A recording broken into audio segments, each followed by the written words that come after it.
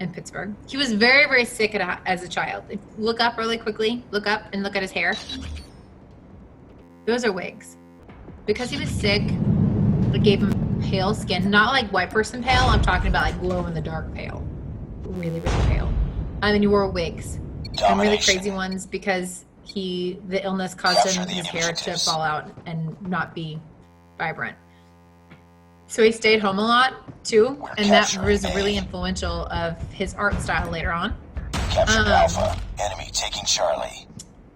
He painted Campbell's cans, and that's one of the things that made him most popular. That wasn't his first #1, but that was what he became known for. His street was a factory. Now, question: anyone see Men in Black 3? Anyone see? We're not watching it. Sorry, but has anyone seen Men in Black 3?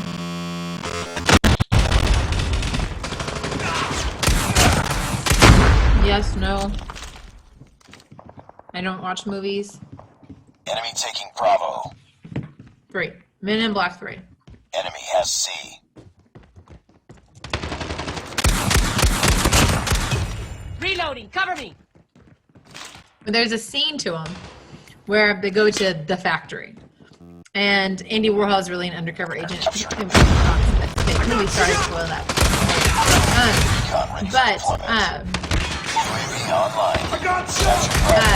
It's a big party. You have all these beautiful models walking around and all these people, and that's true what the factory was. The factory was a very welcoming place.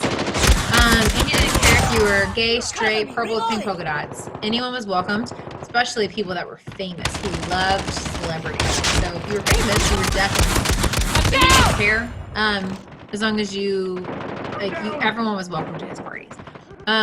It was like a 24/7 party. People never left, which meant that there were illegal things happening. Not that in those, but they were there. I mean, it was a full-on party in the 60s. I mean, it was pretty crazy. Hang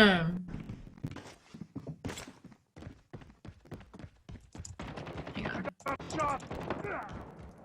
Contact with enemy. So the factory is a big one. Something that you need to know is it's known for screen printing. Changing mag. We'll talk about that in a little bit. I have 2 videos that we're going to watch about screen printing, so you understand what that is. You kind of saw a little bit of it in the video if you watched about pop art, but it's not precise, so I'm going to show you what it is. Nice work. Get ready for the next round. Objective almost complete. Keep it up. Capture the objectives. I'm going to give you a minute and a half to finish writing all this down. Enemy UAV spotted. We've taken the lead.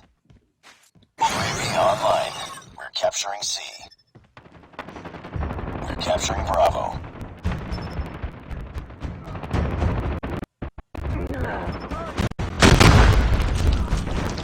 Captured B. Targets in sight. Reloading, cover me.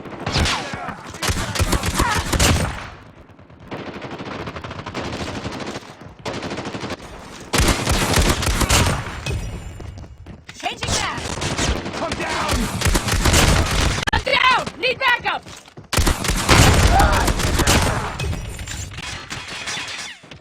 We captured C. 30 more seconds.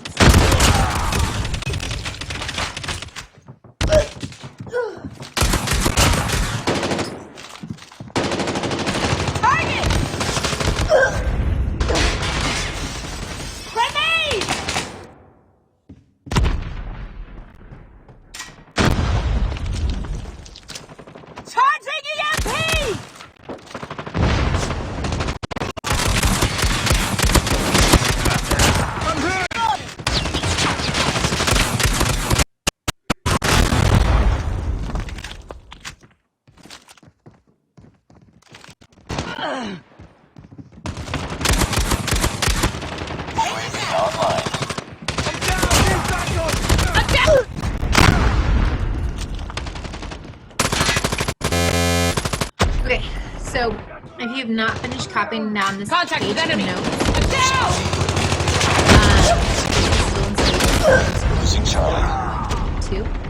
gonna stop sharing the screen. We lost Because I'm Bravo. gonna show you a video now. Okay.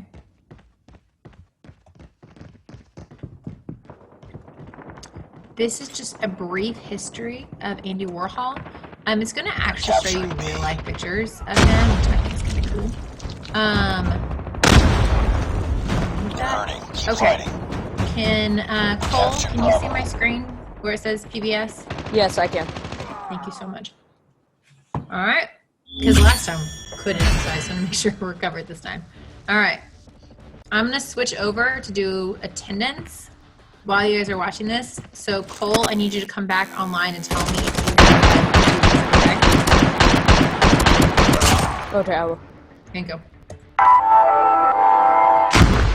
This rich artist lived with his mom most of his life, was obsessed with Hollywood and ice cream, bald as a bat but loved crazy wigs, and loved to cover everything in aluminum foil. Yep, it's Andy Warhol. You intrigued? So was I. This episode is funded by the Glick Fund and the Crystal DeHaan Family Foundation, who inspire philanthropy and creativity. My bad. The best way to get there. There's a commercial. Give me a second. There. There we go.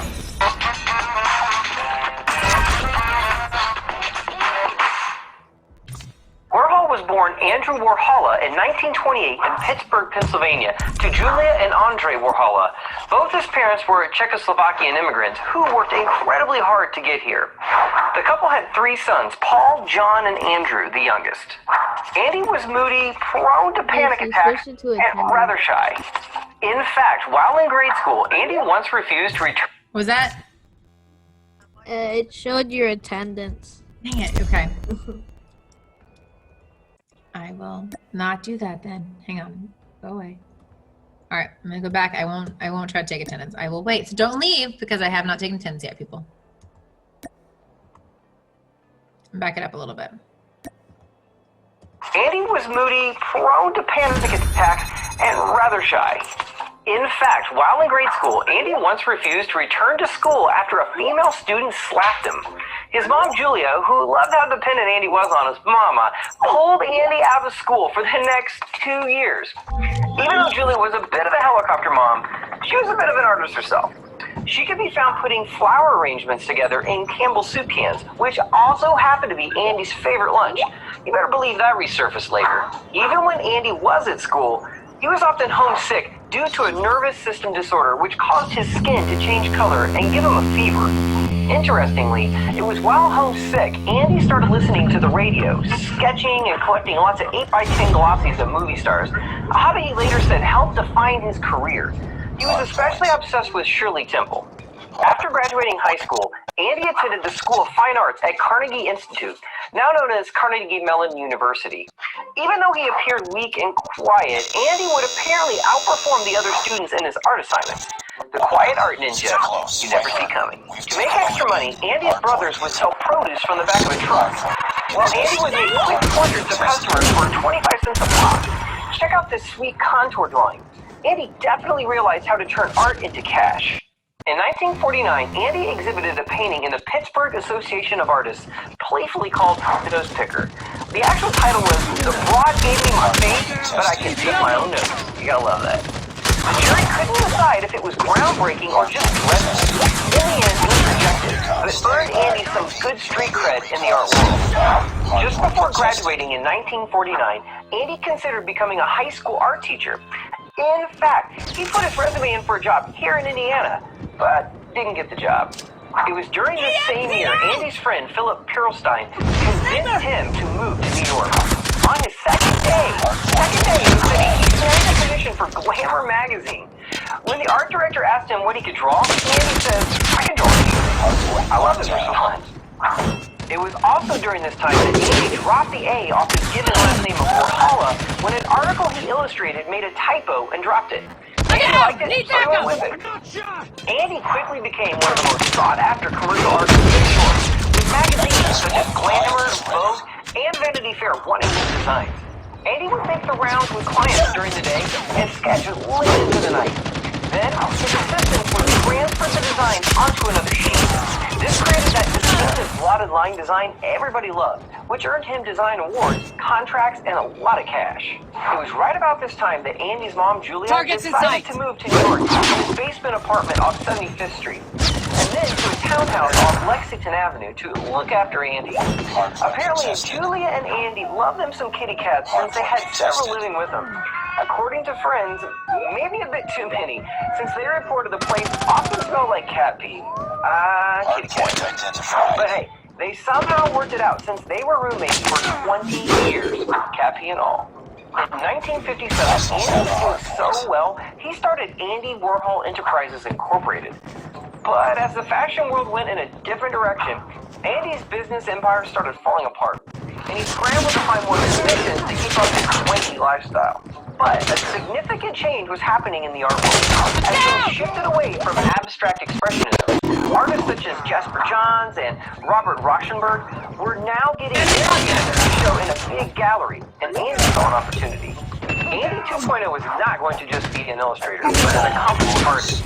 His goal was to exhibit at Leo Castelli Gallery, but he often had shows at the Serendipity 3 restaurant, which was also his favorite stop for frozen hot chocolate. In fact, we had a chance to go sit down with the owner, Stephen Bruce, who helped put on these art shows for Andy, and told us about his friendship with him. And yes, I tried the frozen hot chocolate, which I'm not going to say it was absolutely awesome. Warhol was now a commercial artist by day and a painter by night. His first pop art painting advertisement was a collage of ads for food, fitness, and facial surgery. But the real breakthrough happened after Warhol painted two different Coke bottle paintings. One was more Contact with abstract, enemy. and the other simply had clean line design. Hardpoint contested. He invited filmmaker Emile de Antonio over to check them out. Emile simply tells him, the abstract one is crap, the other one is remarkable. Destroy the first one and show the other. Needless to say, he took the advice. In comes the 60s, along with Andy's new persona, a tough makeover, complete with leather jacket, jeans, sunglasses, ankle boots, and a messy wig. Oh, and just in case you didn't know, Andy started going bald pretty early, so his way of embracing it was changing out crazy wigs often. I gotta love the approach. Now that he had the art world's attention, he wanted to keep his momentum, but wasn't sure what to do Targets in next. sight. It was while hanging out with gallery owner Marielle Lexo that he paid her $50 to tell him what should he paint next. Marielle asked him one simple question: what do you love? Andy answered with Campbell's soup and money. Good use of $50. It was in 1962 at the Ferris Gallery, Warhol hung 32 of his Campbell soup cans. He hung them around the gallery to resemble a grocery store. This show completely challenged the public's idea of what a valid art subject was. Soon after this show, pop art hit big. Artists such as Roy Lichtenstein and Clyde Oldenburg were leading the way and were infamously called the New Realists. These artists were gathering ideas from pop culture, cars, comics, and celebrities, hence the term pop art. In 1964, Warhol went for it and purchased a former factory on Union Square. He hired Billy Lynch to decorate the entire space in silver. Warhol then filled the walls of the factory with faux food boxes resembling grocery store walls. It was in autumn of '64 that Warhol had a show called Flowers at the Musée d'Art Moderne de la Ville de Paris, where he filled the walls with over 400 paintings. Serial imagery to the extreme. It was after this show that Warhol announced he was retiring from painting and going into film. Of course, like an NBA superstar, that retirement, it didn't last too long. Warhol's film career was one of the most fascinating, bizarre, and, well, highly controversial. The main aspect of many of his films was playing with time. For example, his film empire is 6 full hours of the iconic skyscraper as it disappears into the night. Now, my personal favorite is Andy simply eating a hamburger. We tied for the lead. This is legitimately a movie he made. We lost the lead.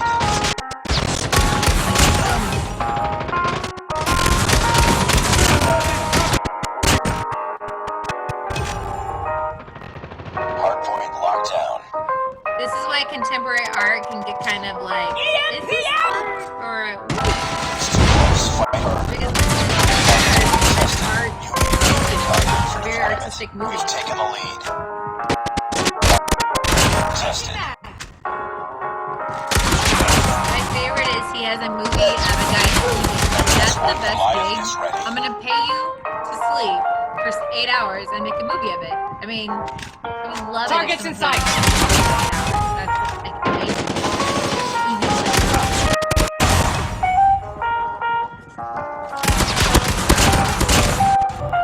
Reloading.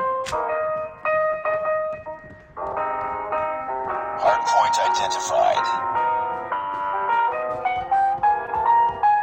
Sorry if this makes you hungry. Hardpoint is I'm eating ours. too.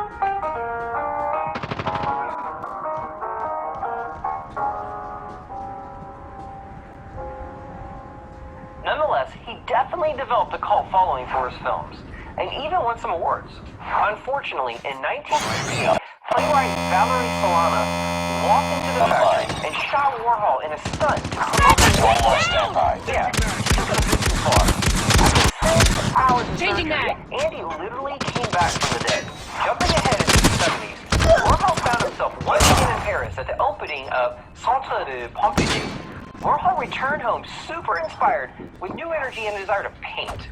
For years, Warhol pushed against abstract expressionism, but this time, he decided to give it a go. He created what he calls his oxidation paintings, where he tested chemical reactions using the acid in urine with a variety of metal paints. Bet you didn't see that one coming, did you? Warhol would have his assistants eat a bunch of vitamin C and tell them not to pee before they came to the factory. Then the painting began. Pretty interesting, right? Just a year after, in 1987, Warhol was commissioned to create a series Contact of with enemy. paintings, which are actually some of my favorite pieces, especially his take on the Last Supper. Unfortunately, it was this same year that Warhol went in for gallbladder surgery. He had started to make a good recovery.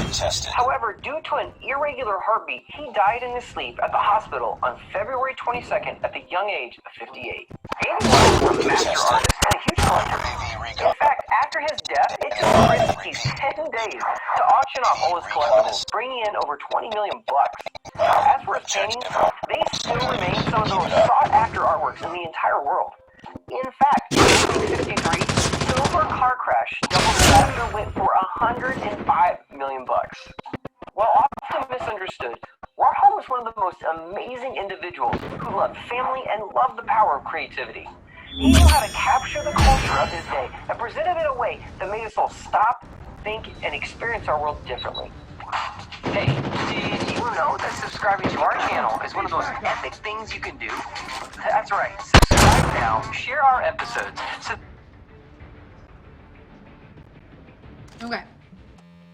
So,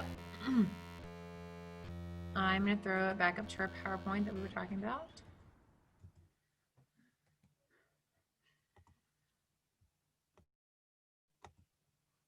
Do you guys have any questions off of the video you guys just saw? Nice work. Well done. Any questions about Andy Warhol himself as a person? If you do, feel free to ask me questions. He's a very interesting guy. He's very accepting, just a really good person. So let's talk about his art style specifically. We're gonna go back to that screen printing you guys saw a couple videos of, and talk about it. But what do you guys notice about his artwork? Write it in the chat box, please. And don't forget, you can do it privately or publicly, which most of you guys do it privately, but it's always an option to do it publicly. Color. Kendra, what specifically about the color? Very good, Tristan P. Yeah, lots of it. Lots and lots of color. He doesn't stick with primary or secondary. He uses all the color, and he doesn't repeat it. So if you look at this Marilyn Monroe, even the three pictures of her being white, it's not the same tone of white. So he uses lots of different tones of lots of different bright colors. Like in this Campbell soup can. He used lots of different tones of lots of different colors. What do you guys notice as well? Between like the soup cans, Marilyn Monroe, what do you guys notice about his pictures? Besides it's colorful.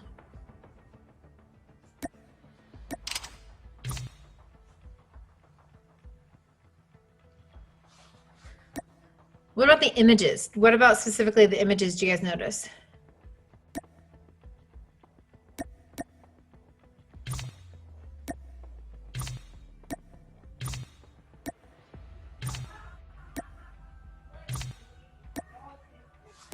He repeats. You notice it's the same image, just repetitive. He's very repetitive with his style. He repeats the same image. He only draws it once, and then he screen prints it to get all the different colors. So I'm going to stop sharing the screen, and I'm going to go to another video for you guys. And this is specifically on how he screen prints, okay? Now, I'm going to talk through it because it's a weird lady talking. Can you see the video of it says Andy Warhol screen printing? Okay, cool. All right, so this one should be muted. I'm gonna make it bigger. So he's laying down a big canvas, and this is why he needed assistance. He has this guy that's gonna lay down a board, and they're gonna push the ink back and forth, and it's the reverse. Whatever the ink goes through is what's blank. So if you see a face, that means the face is blank and everything around it is actually colored in because it's not allowing the ink to go through. So you can see it, they're laying it down. So he would do this for every different color. If you see something with multiple colors, which I'll show you a way to do that in a little bit, Hardpoint identified. you can do it a lot. So that's why the images look the same, because it's the same image, just repeated in different ink tones. Targets in sight. So that's Andy with the glasses and the guy in the striped shirt. So they are pulling that back and forth to get the ink flatten on it. And you have to do it multiple times to go back and forth with the ink to make sure you're getting all the crevices, all the open space. Lost the lead. And so that way when they lift it up, and this is screen printing, they have this in the door. And that's a canvas that typically is wrapped around a wood frame of sorts. So this should go into the next video automatically, which is a dog video. Oh, that's not it. Dang it. Hardpoint locked down. Here you go. This is the one, the dog video that my kids really liked in last class. So this is not Andy, but this is to show you how you get those multiple layers and multiple colors, okay? Because remember, anything that's not covered will get the ink, okay? It's too close. Fight harder. So she's pulling it across. Anything not covered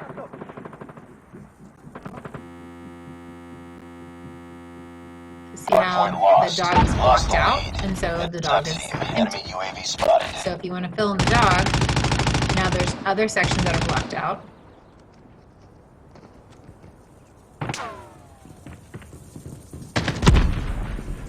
Hardpoint identified. And you can start to see the dog is coming in.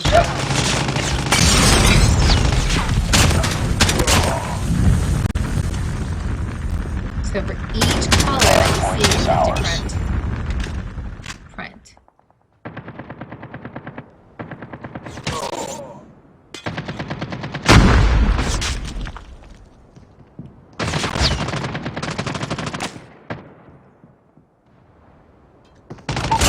Recon ready for deployment. So she's doing it on plastic to see where she needs to lay her artwork, and then she moves the plastic, which is why she's doing it twice. Smart way to make sure it's exactly where it needs to go.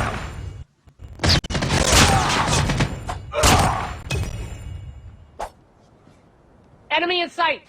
Online. So that's how she's able to get the detail in the sweater. One Goliath is ready. Because everything else was covered except for those small holes.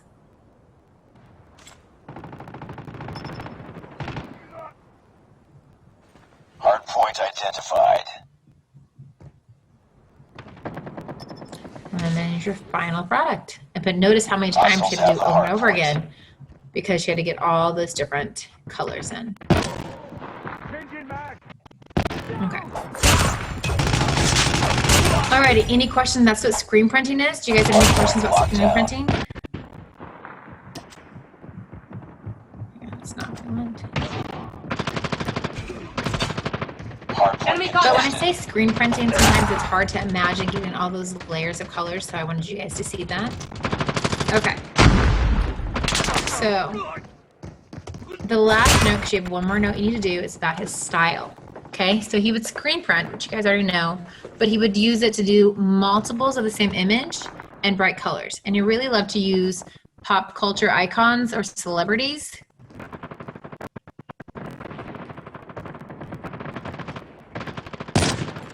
He never, basically he used everything but comics. He did not do comics. He did every object or logos, typically those icons like Coca-Cola, Campbell's Soup, stuff like that. You will never find him doing.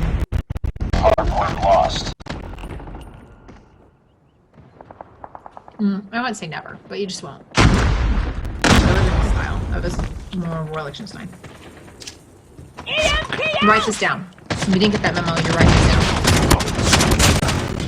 This is your very last note for the day.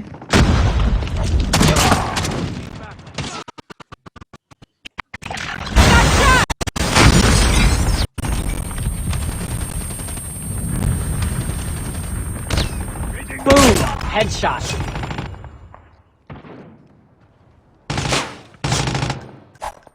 Hardpoint is ours. UAV recon standing by. When you guys are done with this specific note, let me know, okay? Standing by. Keep on them. We're winning this one.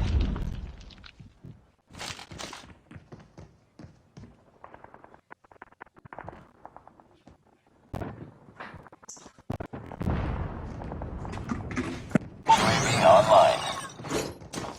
Alright, score. VTOL inbound. We're not done. Don't worry, I'm gonna keep this slide up. Everyone else, I want you to pull up this piece of paper. This is your Andy Warhol coloring sheet. If you do not have it, message me and I will email it to you. You cannot print it, you're gonna have to make it. It's just 4 squares. You'll be able to. And then Mickey Mouse. Now, Hardpoint locked down. how many Mickey Mouses do you guys see?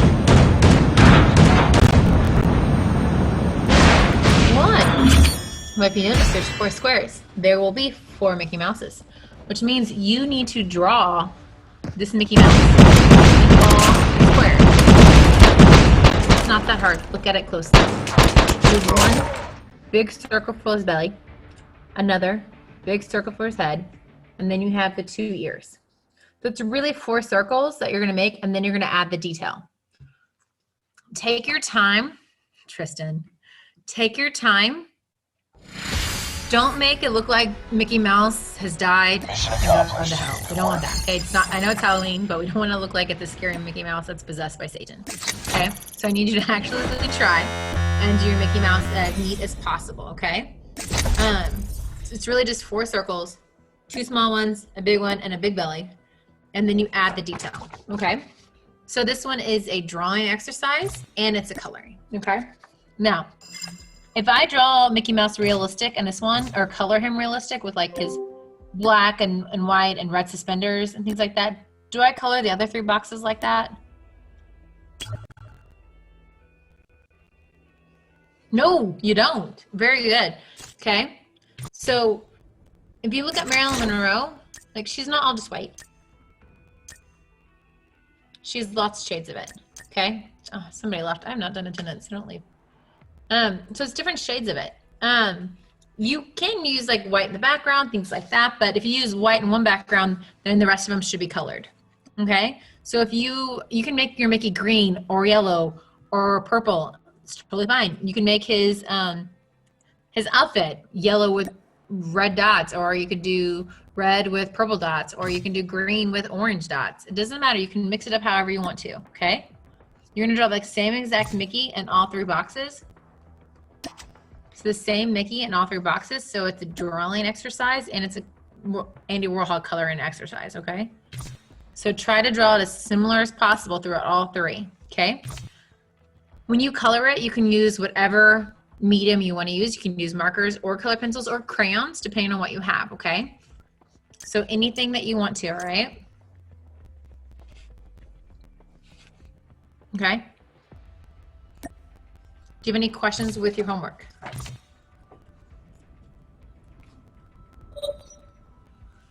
You have 2 assignments today in Schoology. Be prepared. Your 1 is your Andy coloring page. And your 2 is your exit ticket. There's 2 questions. You were going to compare and contrast Andy Warhol and Roy Lichtenstein and answer a question about pop art. Okay? The exit ticket is due before the end of the day. It'd be the same as if you did it in this class. Like you could go do it right now. That'd be fine. And the coloring sheet is due before the end of tomorrow. Okay? Any questions of that?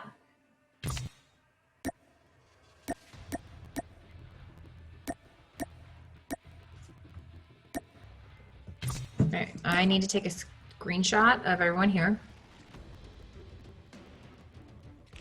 And I have to scroll down and make sure I get everyone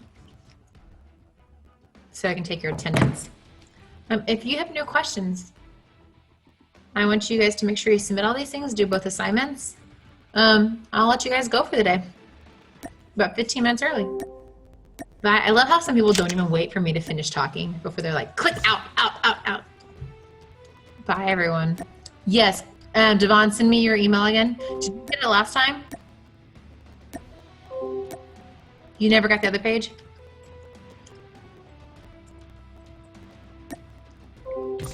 So Devon, don't leave. Devon, don't leave. If I emailed it to your mom, Devon, do you think you'd get it that way?